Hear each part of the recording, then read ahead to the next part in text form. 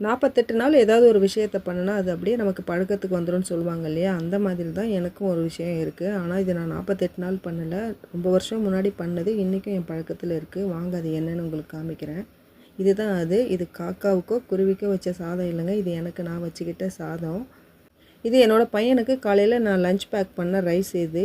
நான் எப்போவுமே lunch back பண்ணும்போது இந்த மாதிரி தான் 1 ஸ்பூன் 2 ஸ்பூன் அளவு எடுத்து வச்சுருவேன். இது எதுக்காகனா, நான் சின்ன வயசில் அவங்களுக்கெல்லாம் லஞ்ச் பேக் பண்ணும்போது என்ன பண்ணுவேன்னா, நான் புதுசாக ஏதாவது ட்ரை பண்ணி கொடுப்பேன்.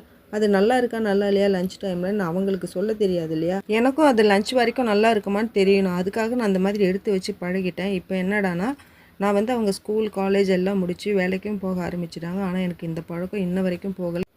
கரெக்டாக அவங்களுக்கு எப்போ லஞ்ச் வருமோ அந்த டைமில் நான் அதை சாப்பிட்டு பார்ப்பேன். நல்லா இருக்கா இல்லையான்னு செக் பண்ணி பார்த்துப்பேன். அப்படி இருந்தால் தான் நான் அடுத்த தடவை அதை ட்ரை பண்ணுவேன்.